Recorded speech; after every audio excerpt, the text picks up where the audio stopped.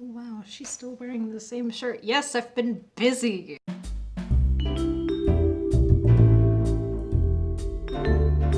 October, I actually did a lot better as far as watching movies. Certainly better than September when I only watched two. October was a beautiful experiment in watching spooky movies, and I found that I do enjoy watching spooky movies when I'm not by myself. I enjoy watching like lots of true crime and scary stories on YouTube. Those are some of my favorite content to watch.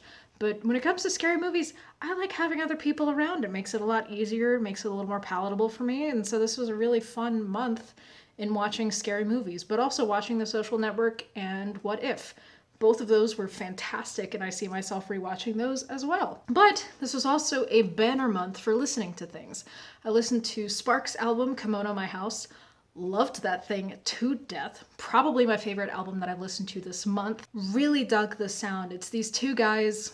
They use like lots of falsetto, and it's got almost a Baroque feel at some point, but then there's lots of really heavy bass and guitar. It's really neat. So much fun. So many songs from it that I just absolutely adore. I can't think of them off the top of my head, but I'll list them here when I think of them. Also listen to Duran Duran's album, Seven and the Ragged Tiger. This one has The Reflex and Union of the Snake, both of which are some of my favorite songs, but there are some other fun ones on that album. Duran Duran was kind of like at the forefront of new wave in England, if I remember correctly, and they were also at the forefront of like the MTV music video kind of side of things, and so that really comes through. They have a lot of style, but it's a lot of substance. It's very carefully crafted. Really good album. Also listen to the Pet Shop Boys Introspective.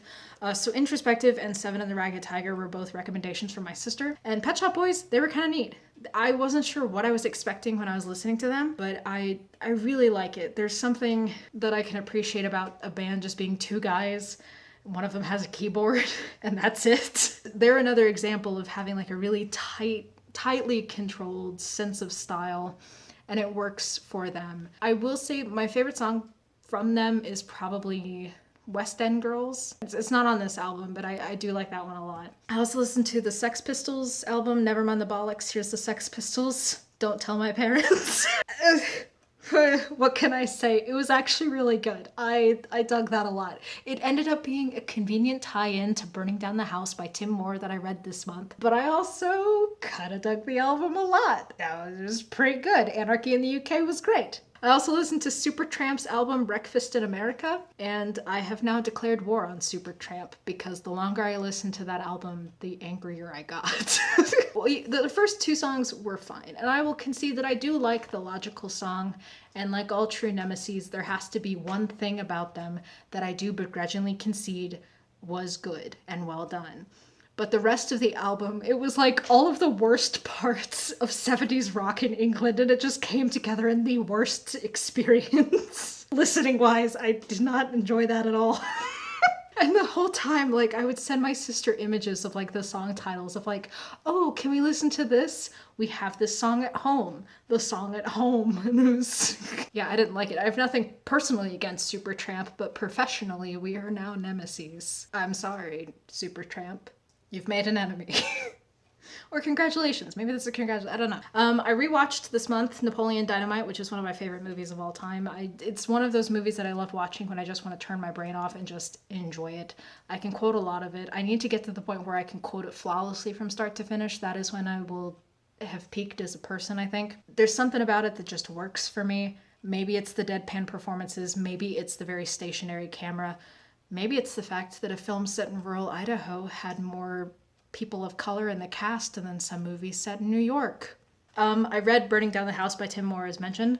Really interesting. Modern history, as in history that's after, 1970, I don't have a ton of experience with. And so getting to read something that was set in the 80s and the 90s, something that I don't personally recall, but is something whose ramifications are still being felt today, that was really neat. And being able to see punk in Germany was really, really cool. Being able to see what they had to put up with and just how ridiculous it was. We've had kind of a major year as far as like activism goes. And so being able to see that activism have real change is good. I think we need to be reminded that sometimes it is people who are dedicated and committed to making those changes happen. It's forcing that change to happen. It was really good. I like kind of the modern, almost video essay way that it was written. Not to say that it wasn't like professionally put together, but it felt more conversational and it felt more like a script for a documentary, and I kind of liked that. I'm currently watching One Punch Man. I'm making my way through that slowly but surely, and it kills me that I can't get through it faster because my brother was watching season 2 and he was telling me about it, and I am excited for season 2. But I still really enjoy the show.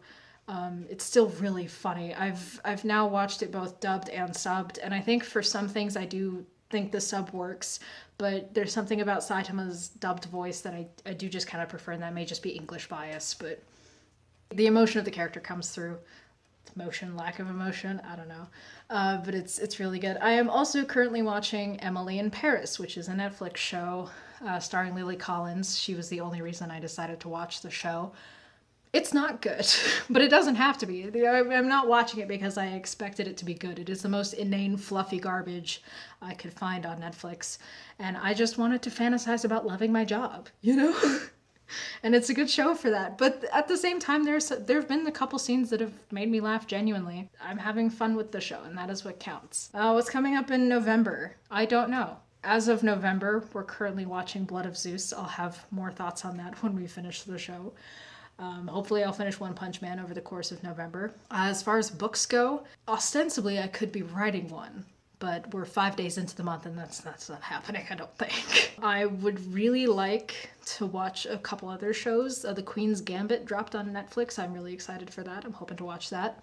As far as movies go, I can guarantee I'll be watching Help, Yellow Submarine, Magical Mystery Tour, because I'm going to see family for Thanksgiving and my sister's been wanting to show me those for like 3 months now.